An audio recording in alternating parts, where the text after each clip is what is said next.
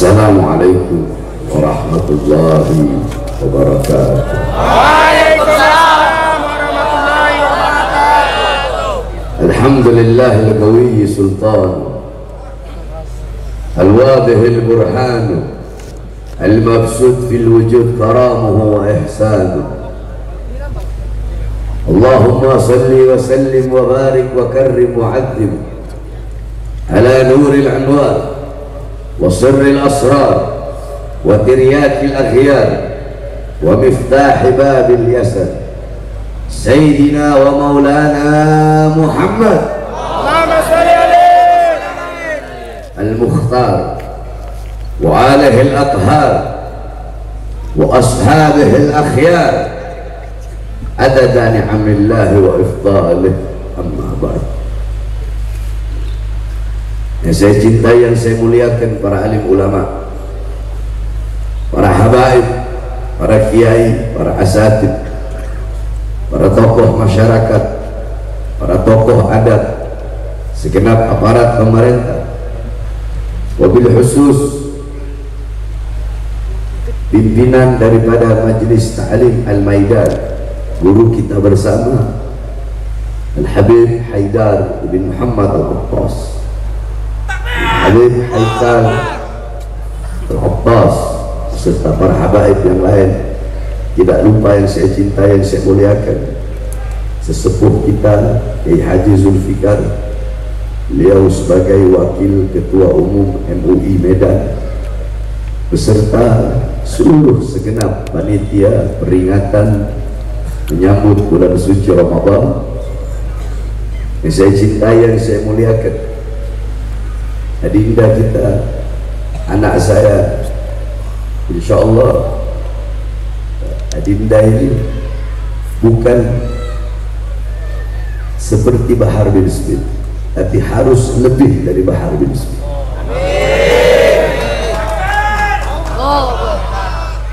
Wabil khusus yang saya cintai, yang saya muliakan, hadirin hadirat, bapak-bapak, ibu-ibu, para pemuda-pemudi masyarakat Medan yang dimuliakan oleh Allah Subhanahu wa ta'ala. Alhamdulillah, segala puji dan syukur kehadirat Allah Subhanahu wa ta'ala, yang dimana Allah Subhanahu wa ta'ala pada malam hari yang mulia ini menjadikan kita sebagai hamba-hamba yang dimana di luar sana banyak hamba-hamba yang lalai, banyak hamba-hamba yang lupa. Tetapi di saat banyak hamba-hamba yang lupa, banyak hamba-hamba yang lalai, Allah menjadikan kita hamba-hamba yang ingat kepada-Nya. Allah menggerakkan hati kita menggerakkan kedua langkahan kaki kita, duduk di majlis yang penuh dengan keberkahan, majlis yang menjadi tempat turunnya rahmat, majlis yang menjadi tempat turunnya maghfirat, tempat turunnya hidayat, tempat turunnya kasih sayang, tempat turunnya pengampunan, majlis yang dimana kalau kalian ingin melihat bagaimana dulu baginda Nabi besar Muhammad berkumpul bersama para sahabat, maka lihatlah pada malam hari ini majelis-majelis seperti ini. Inilah peninggalan baginda Nabi besar Muhammad. Inilah warisan Nabi Muhammad. Allahumma salli alaihi. Nabi Muhammad, beliau tidak mewariskan harta, tidak mewariskan rupiah, emas, permata, pangkat, jabatan, tahta, kekuasaan. Bukan itu warisan Nabi.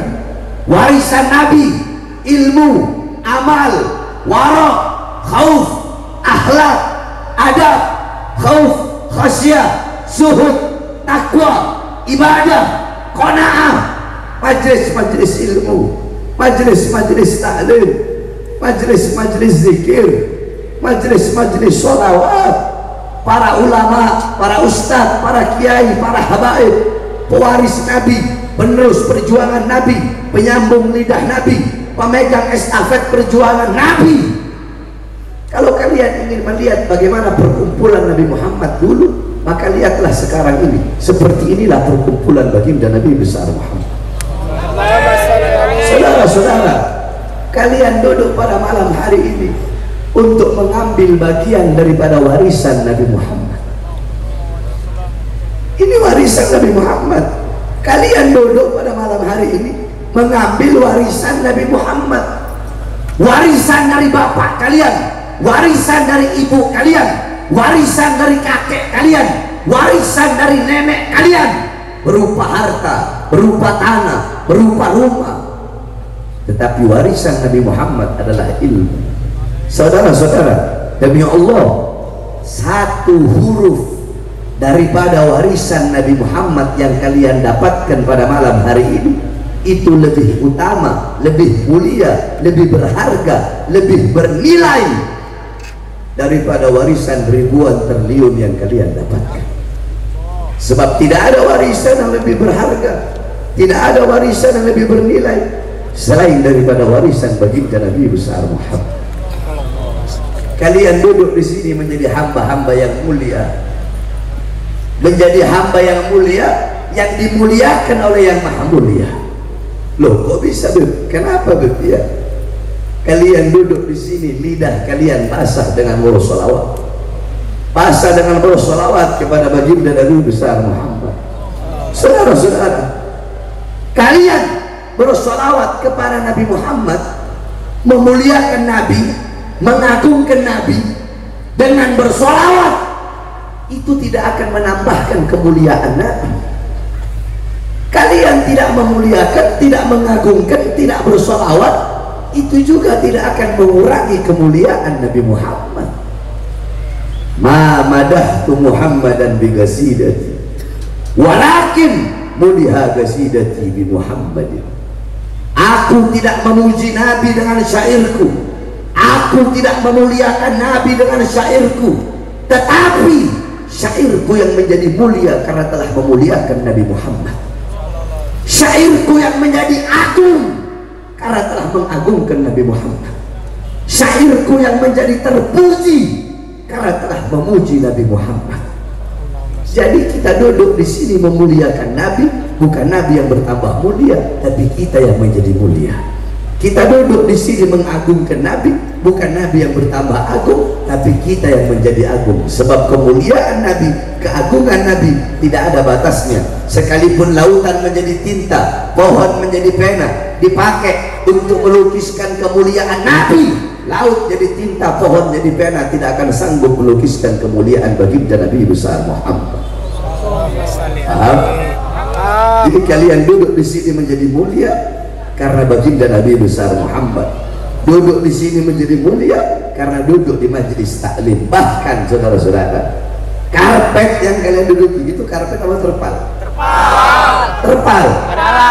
Terpal yang kalian duduki.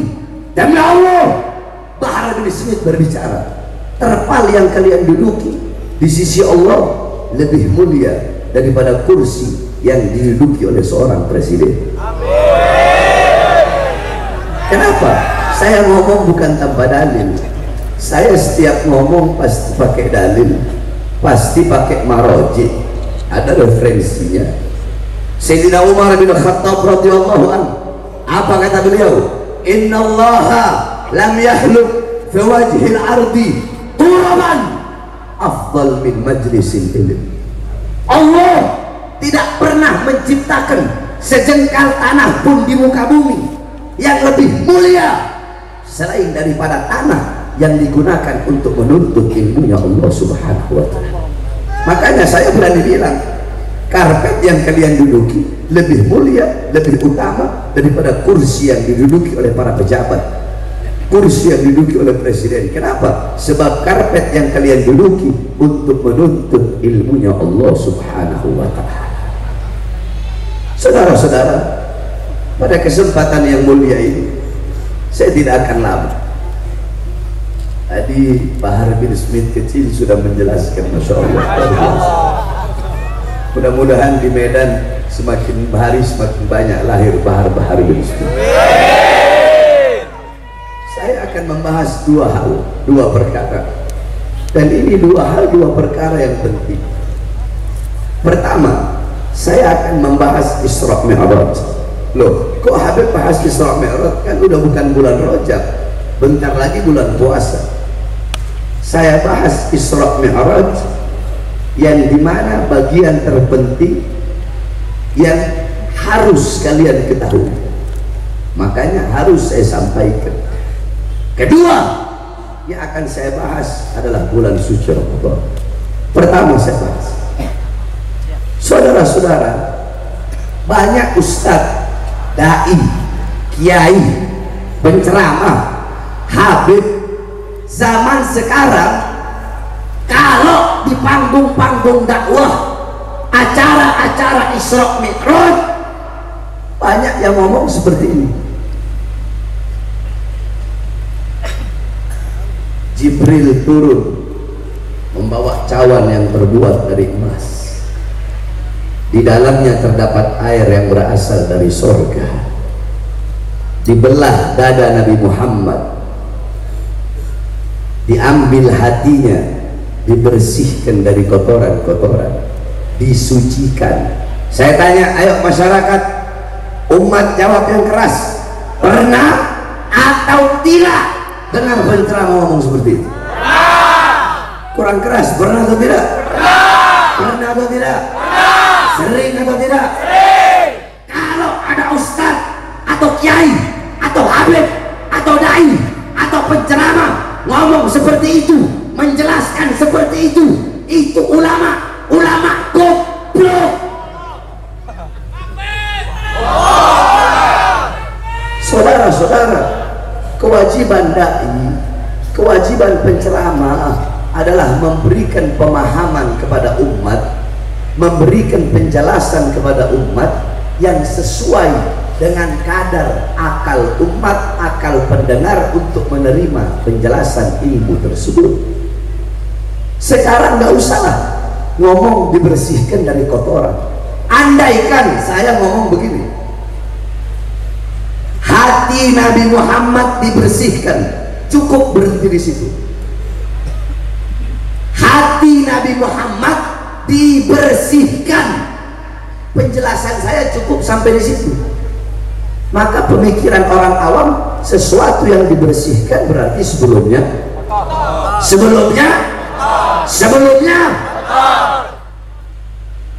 apalagi ngomong dibersihkan dari kotoran.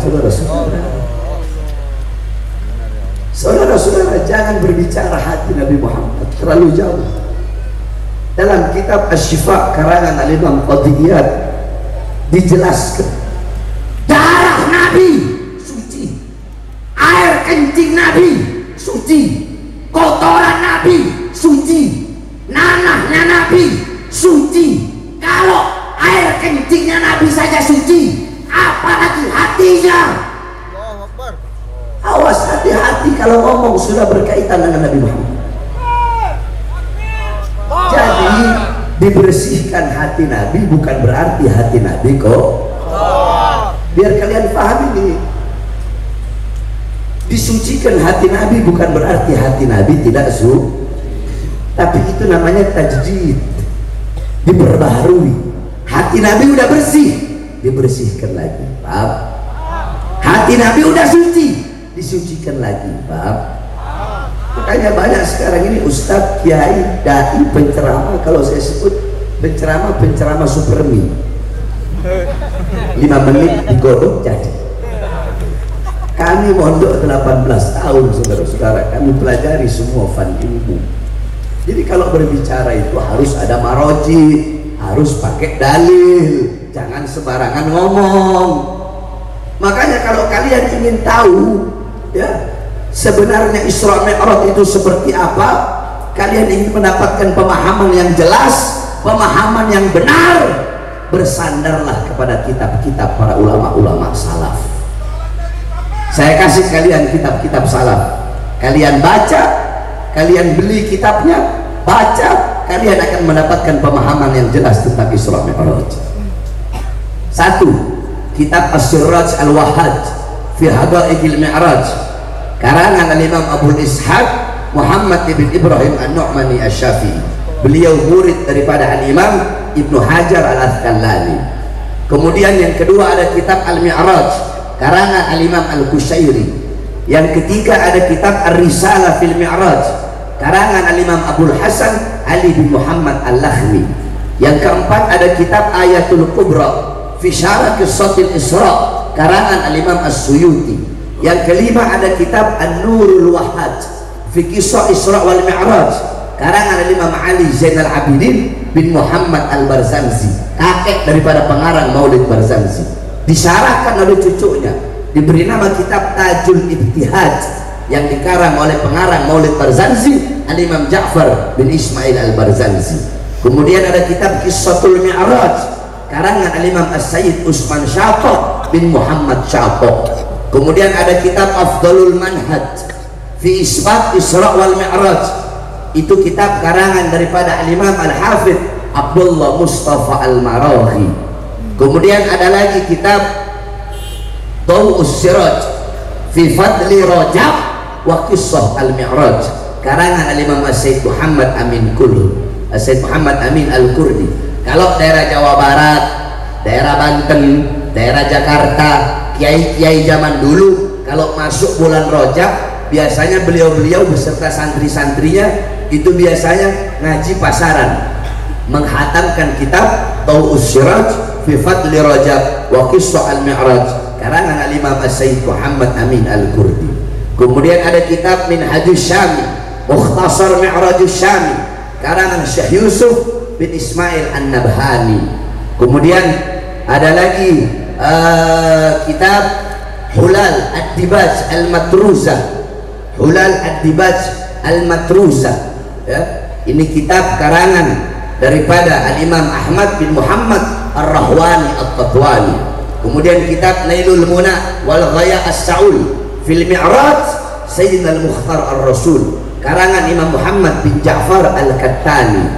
Kemudian kitab Al-Mi'raj An-Nabawiyah karangan Syekh Hasan Asy-Syati. Kemudian kitab Asy-Syiah Ad-Dardir karangan Imam Ahmad Abil Barakat Ad-Dardir. Matannya namanya Qissatul Mi'raj karangan Imam Najmuddin Al-Khaiti. Kemudian ada kitab Mu'jizatul Kubra li Sayyidil Anbiya karangan Al-Imam Syekh Nafi Al-Jauhari. Kemudian kitab Al-Anwar Al-Bahiyah fil Mi'raj Khairil Bariyah karangan guru besar kami Abuya As-Sayyid Al-Habib, imam besar Ahlus Sunnah wal Jamaah, Abuya As-Sayyid Al-Habib Muhammad bin Alwi Al-Maliki Al-Hasani Al-Maki. Engkau baca kitab-kitab tersebut maka engkau akan mendapatkan pemahaman yang jelas, pemahaman yang benar tentang Isra wal Mi'raj. Paham? Paham? Mau saya bahas lebih rinci lagi?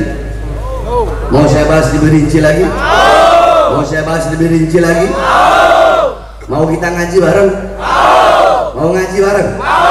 Ngaji bareng? Saya nggak ceramah ya. Kita ngaji ya. Anggap ini pondok pesantren, saya lagi ngajar santri ya. Kita ngaji ya. Kita ngaji ya. Siap? Yang semangat siap? Kita baca ayat. Bismillahirrahmanirrahim. Bismillahirrahmanirrahim. Yang keras. Bismillahirrahmanirrahim. Bismillahirrahmanirrahim. Subhanalladzi asra bi 'abdihi lailan minal masjidil haram ilal masjidil aqsa. Pada Allah hadhil ayat bi kalimah subhanah. Allah memulai ayat tersebut dengan kalimat tasbih yaitu subhanallah.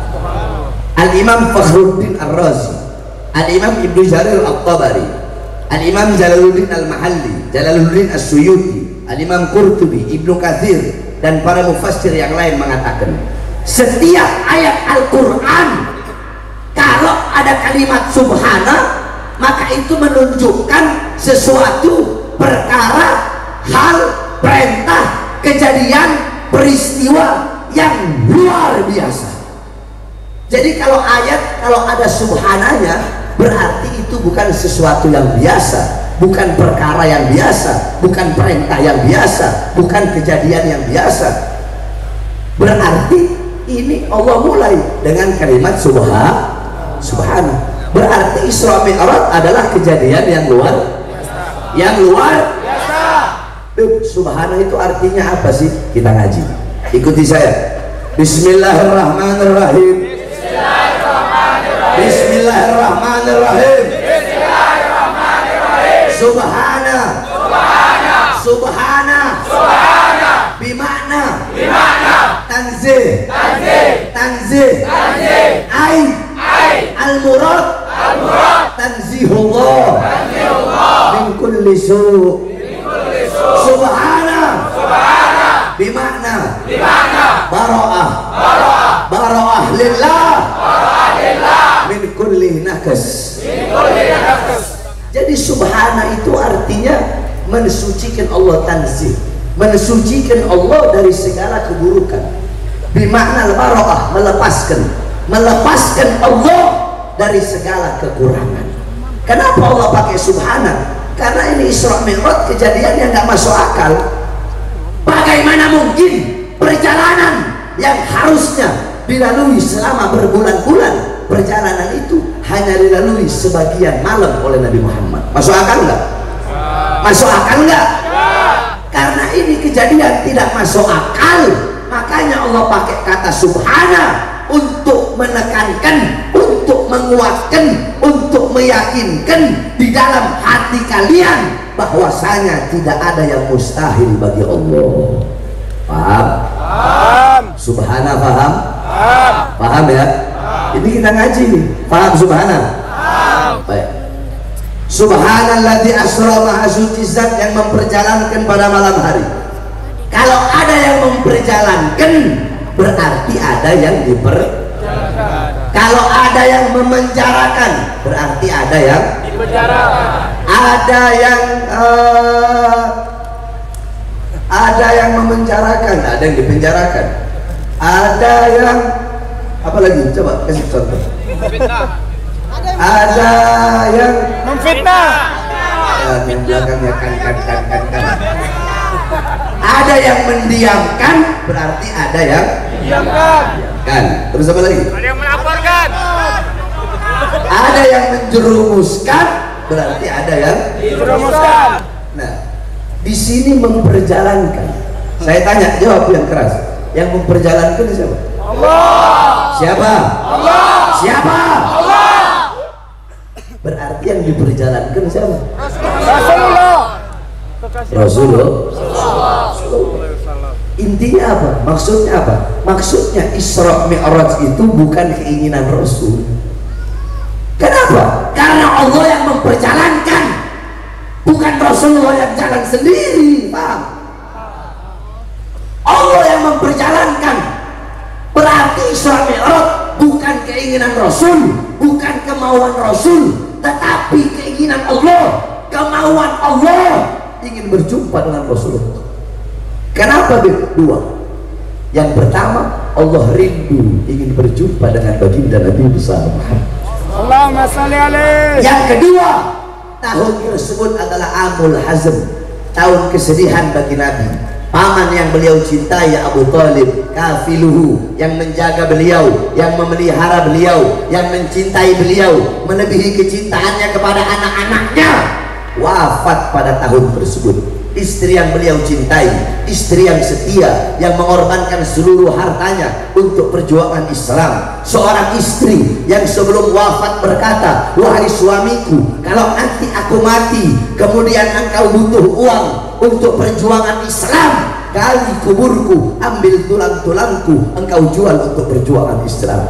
Sayyidatuna Khadijah wafat di tahun tersebut. Dua manusia yang dicintai oleh Nabi wafat di tahun yang sama. Makanya tahun tersebut dinamakan tahun kesedihan. Allah ingin menghibur Nabi Muhammad, makanya Allah hibur dengan perjalanan Isra wal Mi'raj. Paham? Paham? Paham. Lanjut. Subhanalladzi asra bi'abdihi al-'abd. Al-'abd di sini maknanya hamba yang utuh. Apa?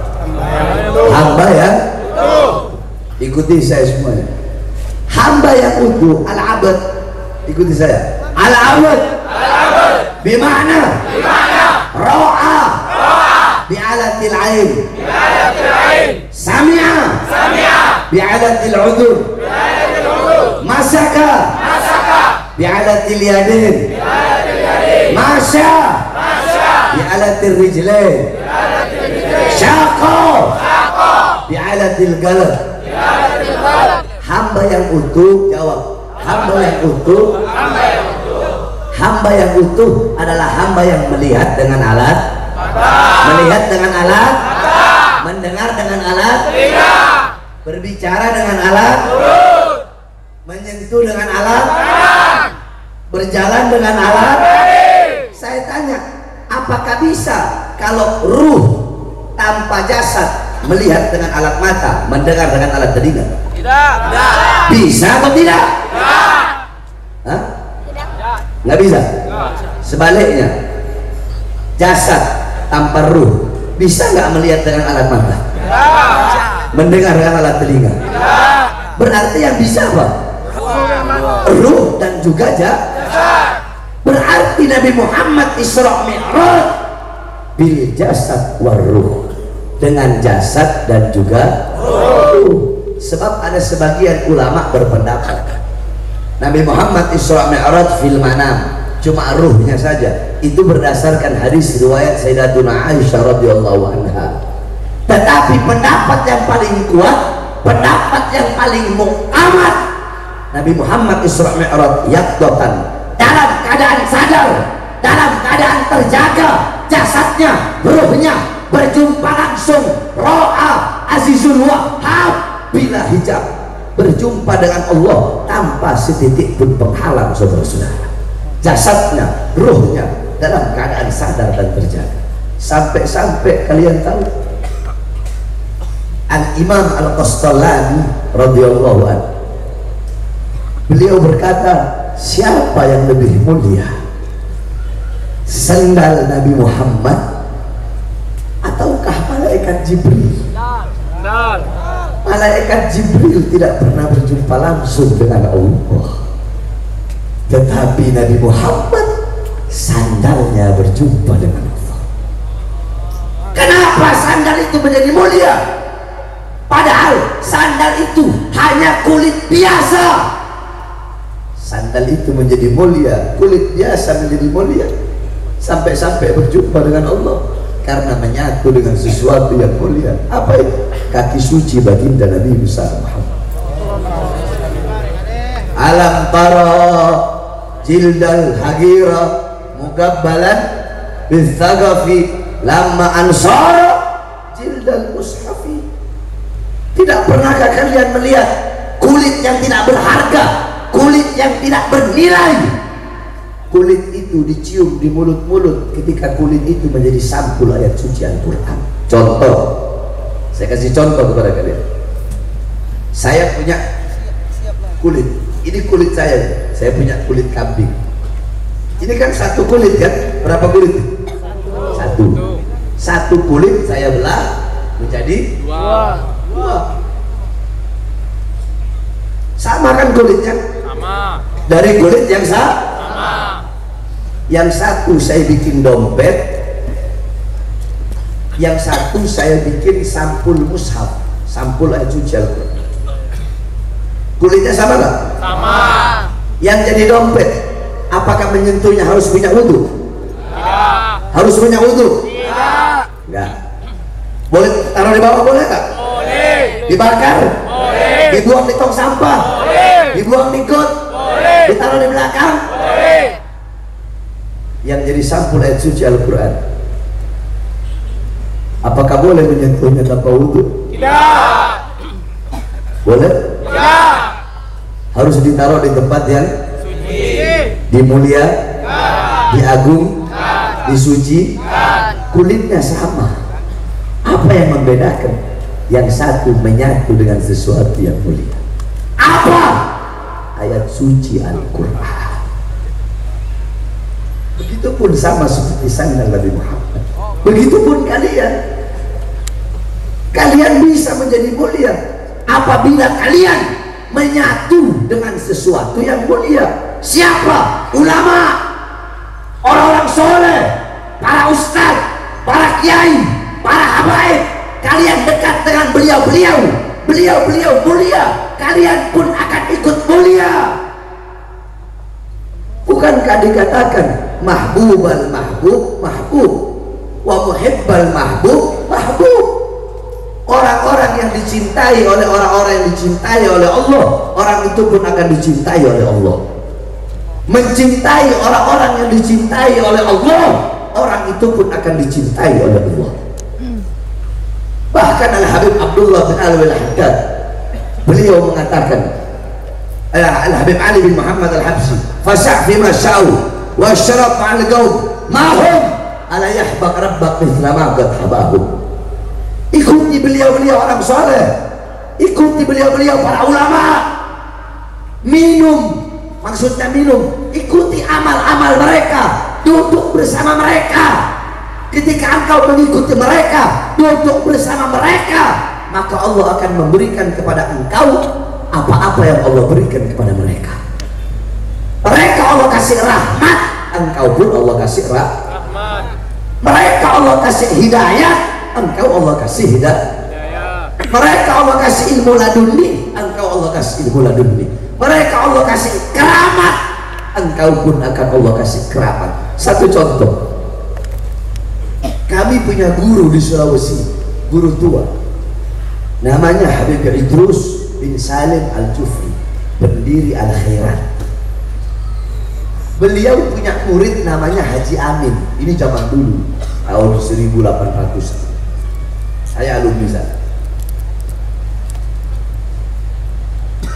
Beliau ya, Haji Amin ini waktu masih mondok, kan dulu pondok kayu, dari kayu. Habib Idrus itu kantornya di bawah ya. Haji Amin santri di atas. Kalau Habib Idrus lagi panggil Amin, ini Haji Amin dia nggak mau turun lewat tangga, dia loncat dari atas ke bawah. Kenapa? Nggak mau buat gurunya nunggu terlalu lama. Satu waktu Habib Idrus ajak Haji Amin dakwah keluar pulau lewat laut. Ketika lewat laut nggak sengaja kena angin, Imamah Habib Idrus jatuh ke laut tanpa disuruh. Haji Amin loncat. Ketika Haji Amin loncat naik ke atas perahu, semua yang ada di atas perahu kaget melihat Haji Amin. Kenapa? Tidak ada satu titik pun basah. Ternyata Haji Amin dia jalan di atas laut, saudara-saudara. Kenapa Allah kasih keramat? Allah kasih keramat karena mengikuti Sohibul Karamah. Jadi ikuti para ulama. Kalau kalian ingin di akhirat berkumpul dengan Rasulullah gampang. Pengen tahu? Saya tanya, pengen tahu nggak? Di akhirat jauh atau dekat dengan Nabi? Pengen tahu? Pengen tahu? Gampang kalau pengen tahu. Kalau pengen tahu di akhirat seperti apa kadar jarak jauh dekatnya kalian dengan Nabi di akhirat, gampang. Lihatlah di dunia sedekat apa kalian dengan ulama, dengan ustadz, dengan kiai, dengan habaib, maka sedekat itu kalian di akhirat dengan Nabi Muhammad. Allahumma salli alaihi. Tapi kalau di dunia jauh dari ulama, jauh dari habaib, jauh dari kiai, dipastikan di akhirat engkau pun akan jauh dari baginda Nabi besar Muhammad. Bukankah dikatakan almaru ma'aman ahab, man tashabbaha biqaumin fahuwa minhum? Al-Imam Malik قال Imam Malik yuhibbul yani yuhibbul qaum yalhaq mahal jamaah, bercinta suatu kaum dikumpulkan bersama kaum yang ia kumpulkan. Kalau yang engkau cintai ulama, ustaz, kiai, habaib, di akhirat Allah kumpulkan engkau bersama mereka. Tapi kalau yang engkau cintai para artis, orang-orang barat, orang-orang kafir, di akhirat mereka disiksa, dilaknat, engkau pun disiksa dan dilaknat oleh Allah Subhanahu wa ta'ala. Maka saya wasiatkan pemuda-pemudi Medan, jangan jauh dari ulama, jangan jauh dari para kiai, jangan jauh dari para jangan jauh dari para habaib. Rasulullah udah bilang, kun aliman, hei umatku, jadilah kalian orang yang berilmu, jadilah ulama. Beb, saya nggak bisa jadi ulama, Beb, nggak bisa jadi ulama. Ada pilihan kedua, kun muta'alliman, jadilah santri mondok, ngaji, belajar. Saudara-saudara, adinda kita tadi memberikan ilmu kepada kalian. Mungkin dia lebih muda jauh dari kalian, tapi demi Allah tidak ada penghalang antara seseorang dengan ilmu, walaupun ilmu itu datangnya dari orang yang lebih muda dari dia, lebih bodoh dari dia, atau lebih hina dari dia. Saya menerima ilmu yang disampaikan oleh adinda tadi, walaupun dia lebih muda dari saya. Tidak ada penghalang antara seseorang dengan ilmu. Lihat bagaimana kiai, beliau umur jauh dari saya, tetapi tetap 96, 69, tapi tidak ada penghalang antara ilmu dengan umur, walaupun ilmu itu datangnya dari yang lebih muda. Beliau menerima. Kalau tidak bakal beliau duduk di sini. Ini adalah ilmu, ini baru orang berilmu namanya. Paham? Nah, yakni kalau nggak bisa jadi ulama, jadi santri. Beb, saya nggak bisa jadi santri, udah tua, otak saya bebel, nggak bisa juga. Kun mustami'an, jadi pendengar ilmu. Sama seperti kalian, duduk di majelis ilmu, dengerin nasihat ulama, dengarkan kalam-kalam mutiara-mutiara hikmah para ulama. Beb, saya nggak punya waktu, nggak bisa jadi pendengar. Pilihan terakhir, kun muhibban, jadilah pecinta. Udah, itu terakhir. Jadilah pecinta ilmu, pecinta ulama, pecinta ustadz, pecinta kiai, pecinta habaib. Pertama, jadilah ulama. Nggak bisa jadi ulama, jadi santri. Nggak bisa jadi santri, jadi pendengar ilmu. Nggak bisa jadi pendengar ilmu, jadi pecinta ulama. Jangan jadi golongan yang kelima. Siapa golongan yang kelima? Mubghidun, pembenci. Ulama bukan, santri bukan, pendengar bukan, pecinta bukan, goblok iya, bodoh iya, tolol iya, bangsat iya, ahli maksiat iya, malah menjadi pembenci para ulama, penghina para ulama, pembenci para habaib, dan penghina para habaib. Ini paling bangsat dan paling bejatnya manusia, saudara-saudara. Takbir. Masyarakat Medan cinta ulama apa benci? Cinta apa benci? Cinta habaib apa benci? Apalagi habaib, awas anak-anak Medan, awas, hati-hati kalian. Medan siap perang, Beb. Habaib, awas.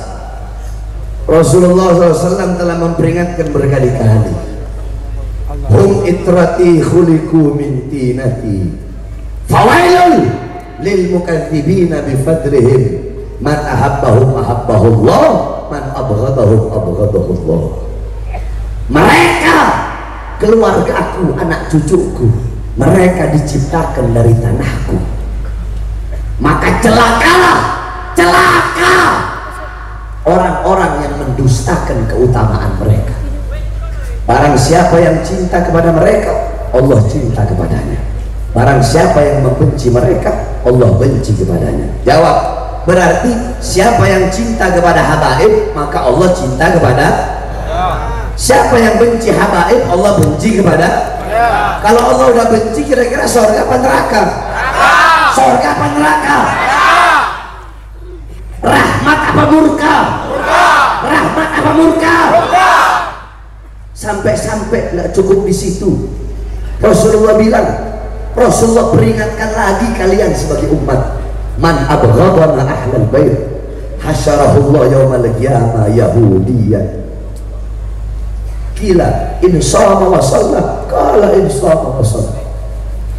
Barang siapa yang membenci kami ahlul bait, membenci anak cucu Rasulullah, di akhirat Allah kumpulkan menjadi orang-orang Yahudi. Mau? Yang keras mau? ditanya, ya Rasulullah, walaupun itu orang sholat, walaupun itu orang puasa, apa jawab Rasul? Walaupun itu orang sholat, walaupun itu orang puasa, ente sholat sampai dahinya ente hancur, ente puasa sampai badan ente kurus tinggal tulang, ente haji 99.000 kali, ente sedekah sampai harta ente habis, tapi benci kepada habaib, di akhirat Allah kumpulkan menjadi orang-orang Yahudi, maktub baina fakhidaihi a'is min rahmatillah, akan tertanam, tertulis di dahi kalian, ini orang yang terputus dari rahmat Allah. Makanya saya tanya anak-anak Medan, siap cinta habaib? Siap. Siap cinta habaib? Siap. Siap bela habaib? Siap. Siap cinta habaib? Siap. Siap bela habaib? Siap. Siap cinta ulama? Siap. Siap ikut komando habaib? Siap. Siap ikut komando ulama? Siap. Allahu Akbar. Siap perang, Beb.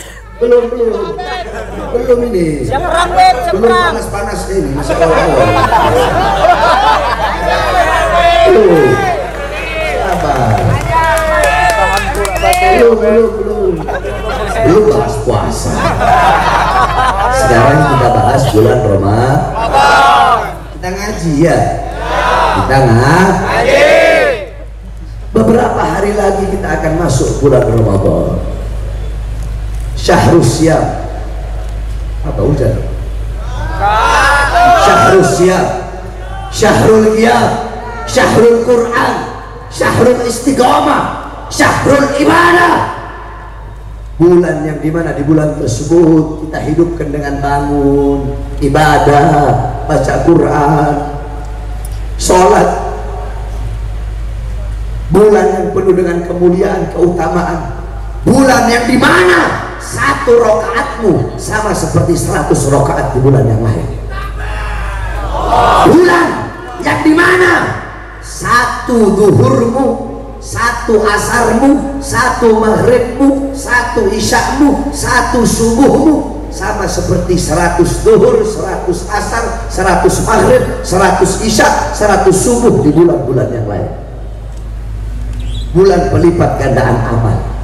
Bulan yang dimana awaluhu rahmah wa awsatuhul maghfirah wa akhiruhu itqan minan nar. Bulan yang 10 hari pertama rahmat, 10 hari kedua pengampunan, 10 hari ketiga Allah bebaskan hamba-hambanya dari api neraka. Makanya jangan sia-siakan saudara-saudara. Ini Ramadan. Kalian perhatikan kata-kata saya ini. Ramadan ini adalah keutamaan, kemuliaan yang hanya Allah berikan kepada kita sebagai umat Nabi Muhammad. Umat-umat terdahulu, jangankan umat, nabi-nabi dan rasul-rasul terdahulu, mereka tidak mendapatkan keutamaan dan kemuliaan yang ada di bulan Ramadan. Makanya para nabi, para rasul itu iri kepada kita. Mereka pengen jadi umat Nabi Muhammad. Kenapa? Karena Allah memberikan kepada kita keutamaan, kemuliaan, kemudahan yang tidak Allah berikan kepada beliau-beliau. Contoh Nabi Adam. Apa kata Nabi Adam? Aku iri kepada umat Muhammad karena Allah memberikan kepada mereka 4 macam kemuliaan yang tidak pernah Allah berikan kepada aku. Apa itu? Yang pertama kata Nabi Adam, ketika aku berbuat salah makan buah khuldi. Nabi dan Rasul itu maksum. Mau berbuat salah, Nabi Musa bunuh orang, itu nggak ada dosa, maksum, terampuni. Ketika aku makan buah khuldi, Allah murka, Allah pisahkan aku dengan istriku Hawa selama ratusan tahun. Itu aku. Sedangkan umat Muhammad pagi, siang, sore, malam berbuat dosa, berbuat maksiat, tapi tidak Allah pisahkan mereka dengan anak dan istri mereka. Ayo saya tanya, kalian berbuat dosa pagi, siang, sore, malam, kita ada Allah pisahkan kita dengan istri kita? Nabi Adam 1 kali makan buah khuldi, Allah pisahkan dengan Siti Hawa selama ratusan tahun. Yang kedua kata Nabi Adam, aku bertaubat, Allah terima taubatku di kota Mekah. Ulama ada yang meriwayatkan 450 tahun beliau bertobat. selama 450 tahun Allah hanya terima ketika berada di kota Mekah. Sedangkan umat Muhammad, mereka bertobat nggak harus ke Mekah, dimanapun mereka bertobat, kapanpun Allah terima taubat mereka. Ini kemuliaan Allah berikan kepada mereka, tapi tidak Allah berikan kepada. Yang ketiga, aku berbuat salah dalam keadaan berpakaian, tiba-tiba Allah lepaskan pakaianku sehingga terlihat auratku dalam keadaan telanjang.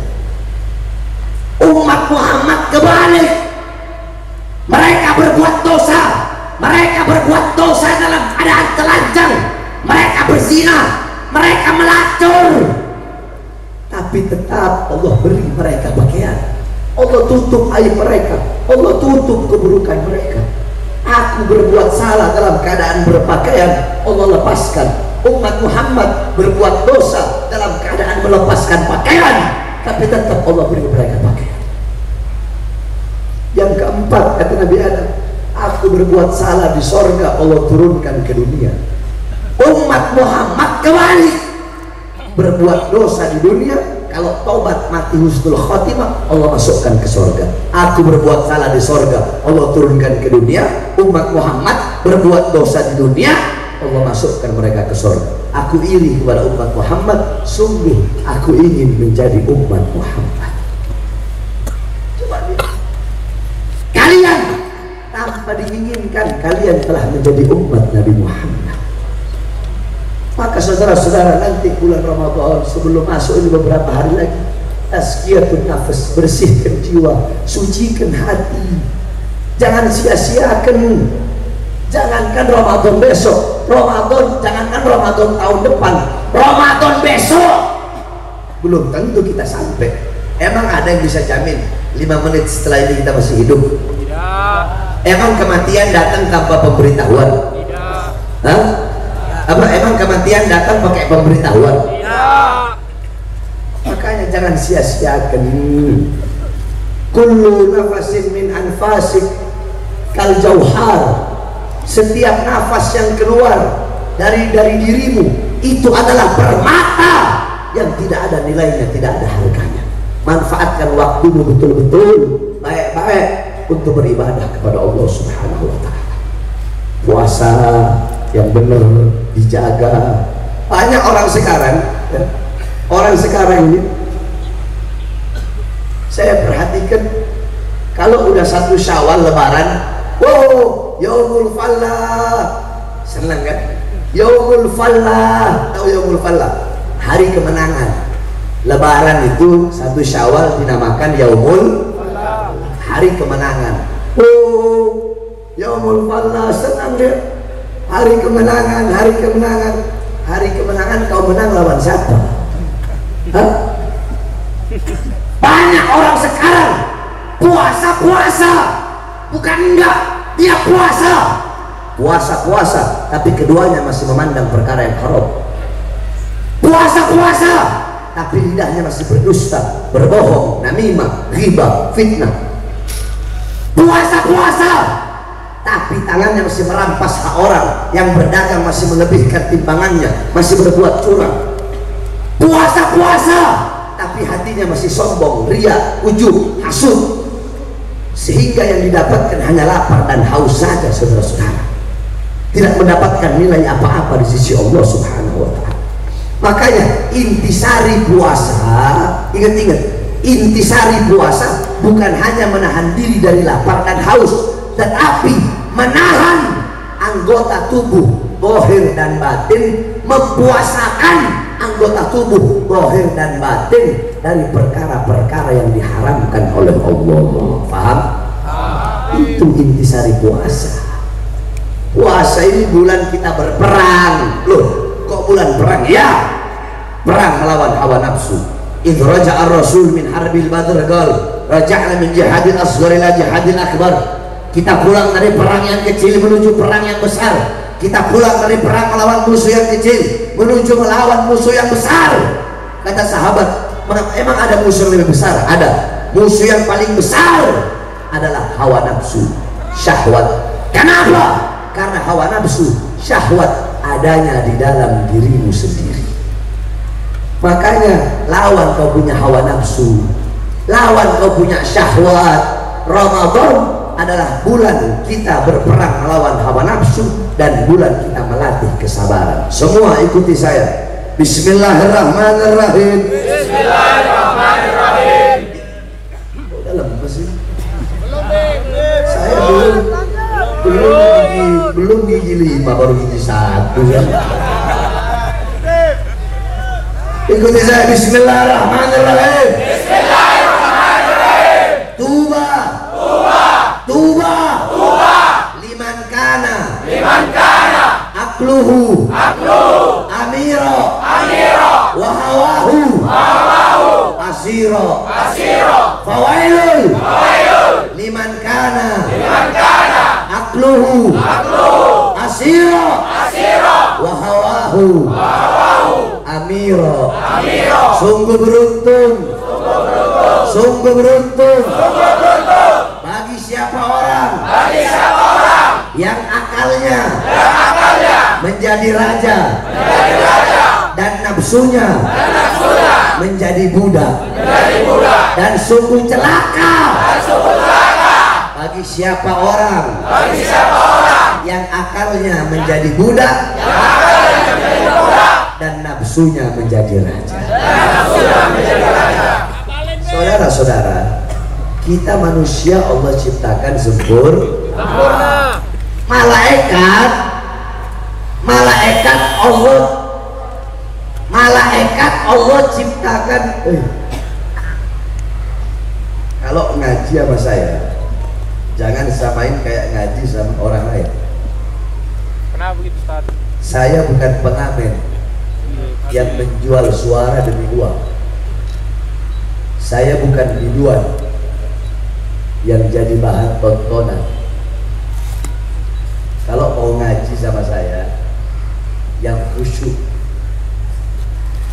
Sebab banyak orang sekarang itu kalau ada satu orang lihat ke kiri, semua lihat. Iya kan? Iya kan?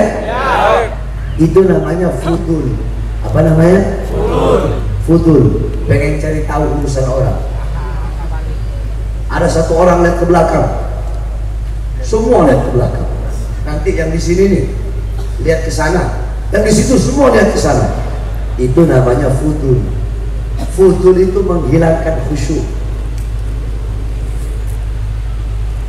Saya kemarin waktu ceramah daerah Banten, ada 8 tempat saya ceramah, 3 tempat saya tinggalin. Di tengah-tengah ceramah saya udah bilang, jangan ribut. Kalau ribut saya pulang. Jangan ribut. Kalau ribut saya pulang. Ribut 3 kali saya kasih tahu, tetap ribut. Assalamualaikum warahmatullahi wabarakatuh. Saya pulang. Loh, kok begitu, Beb? Habib kok baper? Bukan baper itu. Takriman wa tashrifan wa ta'ziman lil ilm. Itu untuk menghormati, untuk memuliakan, dan untuk mengagungkan ilmu. Biar orang itu ada hargai ilmu. Paham? Saya tinggalin 3 tempat, bayangin. Yang 5-nya karena nggak ribut saya nggak tinggal, saya sampai selesai. Yang 3 saya tinggalin. Saya udah bilang jangan ribut, kalian ribut saya tinggal. Disangkanya saya cuma ngomong doang kan. Saya Pak Hardi Smith hidup dengan prinsip hitam-hitam putih-putih, nggak ada abu-abu saya. Jadi yang khusyuk, saya minta tolong yang khusyuk. Sampai lupa tadi tuh kan, gimana saya bahas? Nah, jadi kita manusia Allah ciptakan sempurna. Malaikat punya akal, tidak punya nafsu. Jadi malaikat itu Allah ciptakan akal, tapi tidak ada nafsu. Makanya malaikat selalu taat.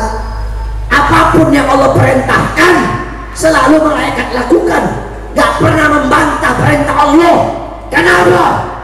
Karena malaikat itu punya akal, gak punya nafsu.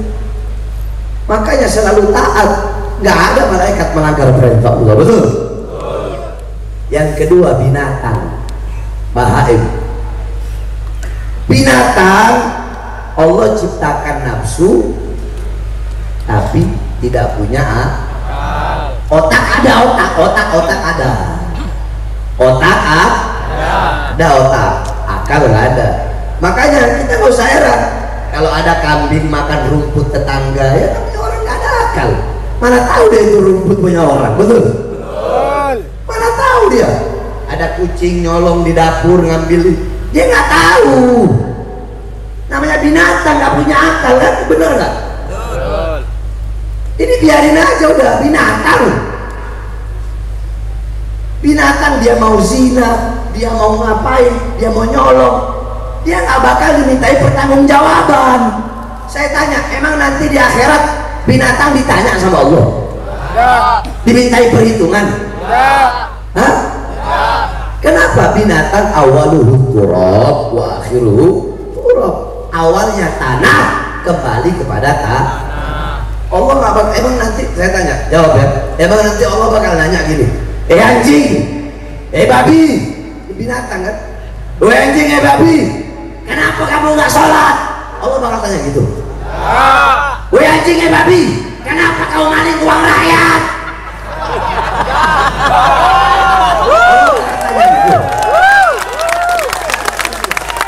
Allah bakal tanya, anjing, babi, kenapa kau jual aset negara? Allah bakal tanya. Allah bakal tanya. Mama Banteng. Anjing, babi, kenapa kau kasih janji palsu kepada rakyat? Banteng. Anjing, babi, kenapa engkau tidak sejahterakan rakyat, tidak makmurkan rakyat? Emang nanti Allah nanya begitu? Anjing, babi, kenapa engkau zolimi rakyat? Allah nanya gitu. Anjing, babi, kenapa kau hina ulama? Kenapa kau hina habaib? Emang Allah nanya gitu? Kenapa? Karena binatang. Binatang.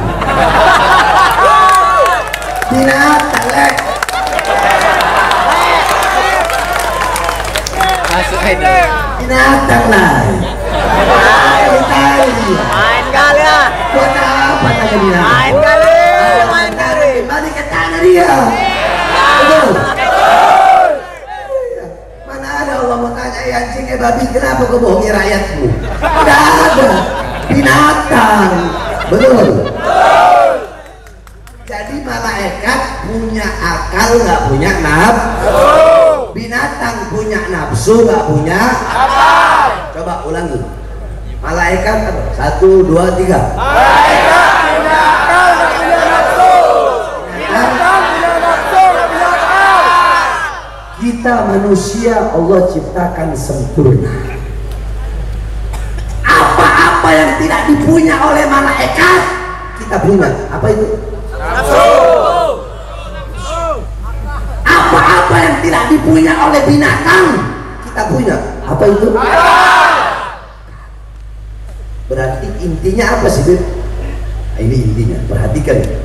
Intinya, barang siapa yang akalnya menguasai nafsunya, akalnya memperbudak nafsunya, akalnya menjadi raja, nafsunya menjadi budak, akalnya menguasai hawa nafsunya, akalnya memperbudak hawa nafsunya sehingga dia taat, tidak bermaksiat, kedudukan itu orang lebih tinggi dari malaikat. Malaikat wajar berbuat taat, nggak maksiat, nggak punya nafsu. Paham?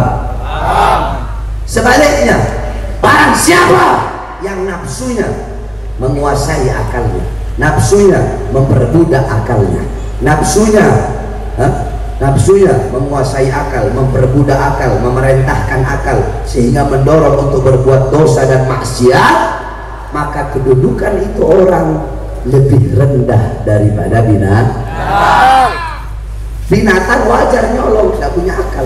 Manusia, binatang wajar dia mau hubungan badan, kayak dia mau zina, kayak mau apa, kayak wajar, karena nggak punya akal. Dia nggak tahu mana halal mana haram dan nggak akan diminta bertanggung jawab. Paham? Jadi masuk bulan suci Ramadan, sekali lagi saya sampaikan, jangan kalian sia-sia. Terakhir, wasiat saya bagi para pemuda-pemuda Medan. Wahai para pemuda-pemuda Medan, jadilah kalian pemuda-pemuda Islam. Jadilah kalian pemuda-pemuda yang selalu menyampaikan kebenaran, menegakkan keadilan. Jangan pernah tunduk kepada kezaliman. Jangan pernah tunduk kepada kemungkaran. Jangan pernah tunduk kepada ketidakadilan. Jangan jadi mental kerupuk. Kalau mental kerupuk kena air cium, jadikan mental kalian mental baja. Ini anak-anak Medan kan berani-berani. Masa dalam urusan dunia berani, dalam urusan akhirat takut? Kalau kalian dalam urusan dunia berani mati, harusnya untuk berjuang di jalan Allah kalian harus lebih berani mati berjuang di jalan Allah, membela agama Allah.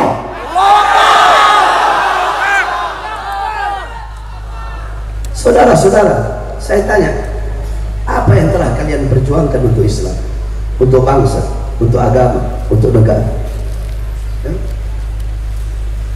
Apa yang telah kita perjuangkan? Saya tanya, jawab. Pernah kalian dipenjara 9 kali? Pernah kalian diborgol tangannya, diborgol perutnya, diborgol kakinya? Pernah ada upaya-upaya percobaan pembunuhan kepada kalian? Pernah ketika mobil kalian lewat di tol ditembakin mobil kalian kayak film-film? Pernah kalian ketika di penjara ada upaya-upaya percobaan diracun agar kalian mati? Kami, Habib Rizik, saya, kami telah melalui itu semua demi memperjuangkan agama, bangsa dan rakyat Indonesia.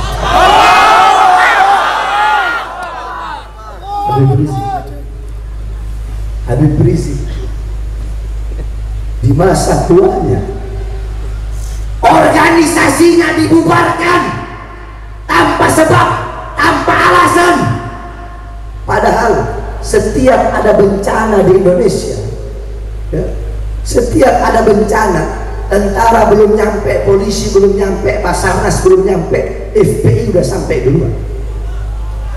Berapa ribu mayat waktu tsunami Aceh yang diangkat oleh laskar FPI? Di Palu, di mana, Semeru, dan di daerah-daerah lain.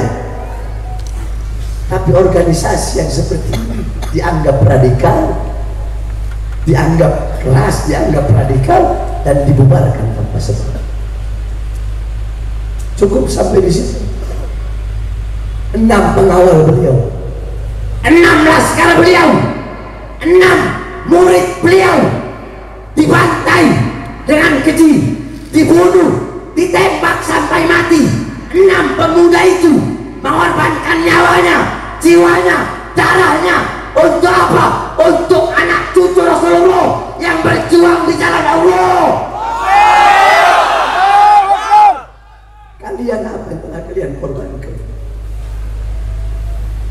Saya 2009 masuk penjara kasus kota, 2010 masuk lagi kasus Mbah Bril, 2011 masuk penjara lagi kasus Ahmadiyah, 2012 masuk penjara lagi kasus Demos, 2018 masuk penjara lagi kasus Habib palsu, 2020 saya bebas, siang bebas, malam ceramah, besoknya ditahan lagi, dibawa penjara nomor 1 Nusa Kambangan.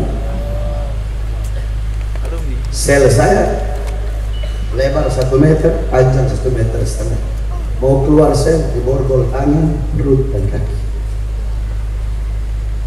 Cukup sampai di situ. 2022 saya keluar, belum sampai 1 bulan saya ditahan lagi, baru bebas sekitar 5 bulan yang lalu. Kenapa saya ditahan lagi yang terakhir? Karena ceramah saya yang membela 6 laskar yang wafat ini. Saya tanya, 6 laskar yang wafat ini bagian dari rakyat atau bukan? Rakyat bukan? Masyarakat bukan? Saudara-saudara, kenapa Habib Rizik, Habib Hanif, saya, kenapa kami berkali-kali diancam, berkali-kali dikriminalisasi, ingin dipinjarakan, berkali-kali banyak orang-orang yang mencari celah, yang ingin memasukkan kami ke dalam penjara. Kami ingin dibungkam suara-suara kebenaran, suara-suara keadilan yang kami sampaikan, ingin berusaha dibungkam, saudara-saudara. Kenapa kami berkali-kali ada upaya-upaya percobaan pembunuhan? Saya tanya jawab, apakah kami penjahat? Penjahat? Penjahat? Koruptor? Bandar narkoba? Bandar judi? Bandar miras? Maling uang negara? Jual aset negara? Apakah kami maling uang rakyat? Nyolong uang rakyat? Terus kenapa, saudara-saudara? Satu jawabannya, karena dalam tubuh kami mengalir darah suci kakek kami Rasulullah. Di dalam tubuh kami mengalir darah-darah pejuang. Makanya saya sampaikan, hei para pejabat, hei para aparat, kami para habaib, kami bukan pecundang, kami bukan penakut. Di dalam tubuh kami mengalir darah-darah pejuang, darah-darah keberanian. Kakek-kakek kami sudah biasa dibunuh. Imam Ali bin Abi Thalib, kakek kami, lagi sholat ditikam dari belakang sampai mati. Kakek kami Imam Hasan diracun, keluar isi perutnya sampai mati. Kakek kami Imam Husain dipenggal kepalanya, ditancapkan di atas tombak, dipertontonkan. Kenapa beliau-beliau dibunuh? Beliau-beliau dibunuh, satu jawabannya, karena beliau-beliau yang berada di barisan paling depan melawan para pemerintah yang zalim. Darah beliau mengalir di dalam tubuh kami para habaib, sehingga kami para habaib tidak akan pernah tunduk. Kami akan tegak berdiri menantang kezaliman, menantang ketidakadilan. Kami akan berada di barisan paling depan, rela hancur, rela binasa untuk NKRI, bangsa dan rakyat Indonesia, saudara-saudara.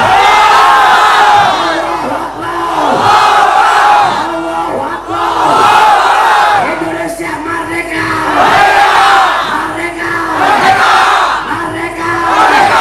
Allahu Akbar. Bayangkan, siang bebas, malam ceramah, besoknya dibawa ke Nusa Kambangan. Saya kayak dibikin kayak bandar narkoba besar, penjahat besar, saya dibikin kayak pembunuh besar. Katanya ceramah saya meresahkan, katanya ceramah saya meresahkan masyarakat, katanya ceramah saya provokasi. Mau tahu apa isi ceramah saya yang menyebabkan saya dibawa ke Nusa Kambangan? Mau tahu? Nanti nilai sendiri, apakah itu provokasi dan apakah itu meresahkan masyarakat. Karena ini kan masyarakat Medan, betul?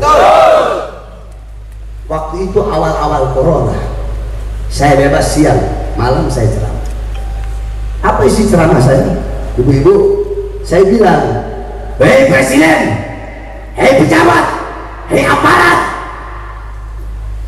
di masa pandemi corona, rakyat masyarakat kalian kurung dalam rumah, tapi tidak kalian berikan kebutuhan-kebutuhan pokoknya. Betul. Pengkhianat. Salah saya ngomong begitu? Salah. Itu provokasi? Provokasi? Itu meresahkan? Meresahkan? Meresahkan? Terus yang goblok siapa? Saya atau mereka? Yang goblok siapa? Yang tolol siapa? Yang bodoh siapa? Kata mereka itu meresahkan masyarakat, katanya. Saya tanya, meresahkan atau pembelaan? Pembelaan. Hah? Pembelaan. Kalian jawab yang jujur dari hati, jangan karena saya. Pembelaan. Provokasi bukan itu? provokasi bilang aja provokasi, nggak apa-apa. Provokasi, meresahkan. Berarti kalian masih lebih pintar daripada kera-kera berdasi.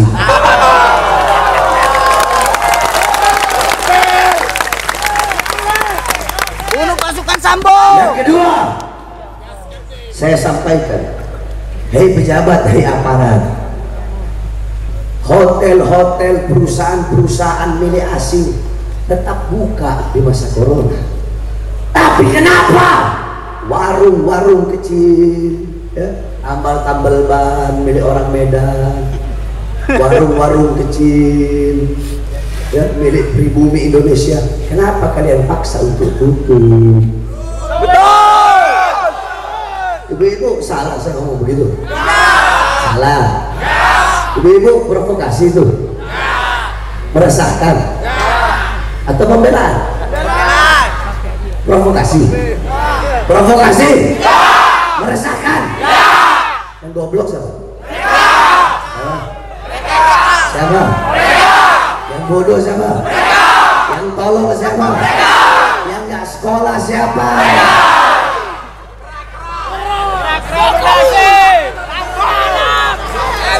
Coba saya mau tanya sama Kiai. Kiai, itu ceramah meresahkan? Tidak. Provokasi? Kiai, ini emang kera-kera berdasi ini susah. Sebab hati udah mati karena harta pangkat jabatan kan? Yang ketiga saya bilang, hei pemerintah, hei pejabat, saudara-saudara, saya ini Ahlus Sunnah wal Jamaah, akidah Asy'ari, mazhab Syafi'i, Dohir Ghazali, batin Syadili. Haram menjatuhkan pemerintah yang sah. Cuma yang saya lawan kezolimannya, ketidakadilannya, kebijakan-kebijakan yang menyengsarakan rakyat, merugikan rakyat dan memihak asing. Itu yang saya lawan, terus. Yang ketiga saya bilang, berapa banyak pengangguran di Indonesia? Berapa banyak anak-anak muda tidak punya kerjaan? Akan tetapi kenapa tenaga kerja dari asing, tenaga kerja dari negara Cina terus kalian kirim ke daerah Morowali, Sulawesi? Salah saya ngomong begitu? Salah. Provokasi. Provokasi. Meresahkan. Meresahkan. Saya tanya, dengan tiga hal tadi itu yang menyebabkan saya dibawa ke Nusa Kambangan, kalian merasa terwakili apa tidak? Terwakili apa tidak? Terwakili apa tidak? Tidak apa-apa kalian terwakili, biar saya yang hancur, biar saya yang binasa, biar saya yang dipenjara. Saya tanya, itu ceramah saya, apakah saya bela diri saya? Keluarga saya? Anak saya? Cucu saya? Kelompok saya? Murid saya? Atau hanya orang Islam saja? Suku tertentu? Agama tertentu? Bukankah yang saya bela seluruh bangsa? Seluruh rakyat? Tanpa pandang suku? Tanpa pandang agama? Tanpa pandang warna kulit? Siapa yang saya bela? Siapa yang saya bela? Siapa yang saya bela? Siapa yang saya bela? Rakyat yang susah, rakyat yang menderita, rakyat yang tidak disejahterakan, rakyat yang tidak dimakmurkan, rakyat yang dicurangi, rakyat yang dibohongi. Itu yang saya bela. Makanya saya tidak akan pernah kapok, tidak akan pernah capek, tidak akan pernah lelah, saya tidak akan pernah tunduk. Saya akan selalu menegakkan kepala, tidak akan pernah tunduk kepada kezaliman. Saudara-saudara, selama kedua mata saya masih terbuka untuk melihat penderitaan rakyat, kelaparan rakyat, kesusahan rakyat, maka selama itu suara-suara kebenaran saya tidak akan pernah bisa dibungkam. Jangankan hanya di penjara, saya Bahara bin Smith bersumpah, jangankan hanya di penjara, demi bangsa, demi agama, demi rakyat, nyawa saya, jiwa saya, darah saya murah, harganya tumpah untuk rakyat dan bangsa Indonesia.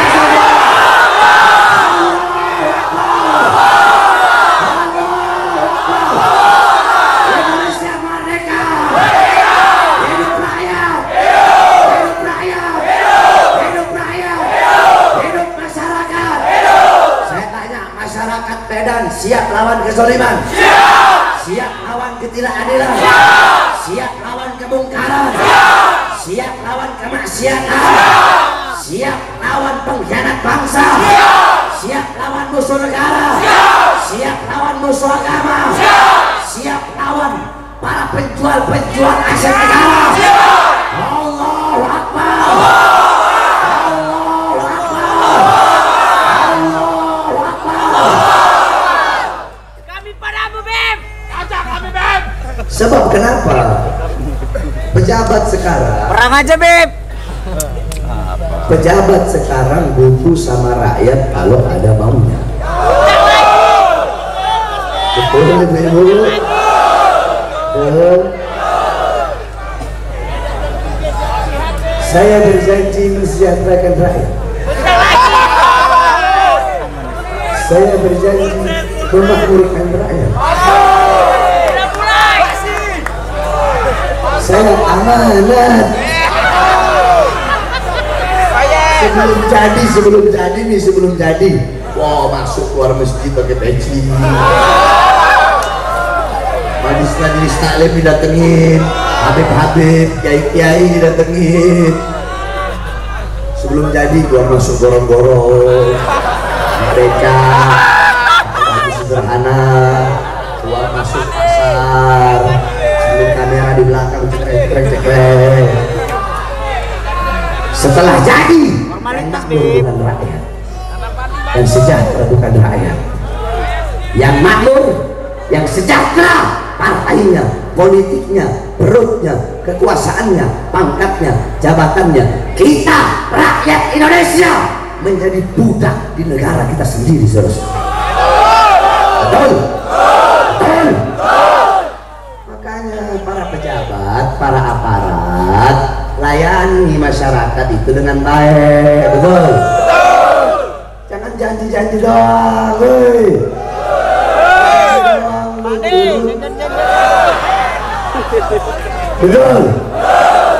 Layani rakyat, betul? Sejahterakan masyarakat, betul? Saya tanya, gaji mereka dari siapa? Dari siapa? Baju dinas mereka dari siapa? Seragam mereka dari siapa? Mobil dinas mereka dari siapa? Rumah dinas mereka dari siapa? Senjata mereka dari siapa?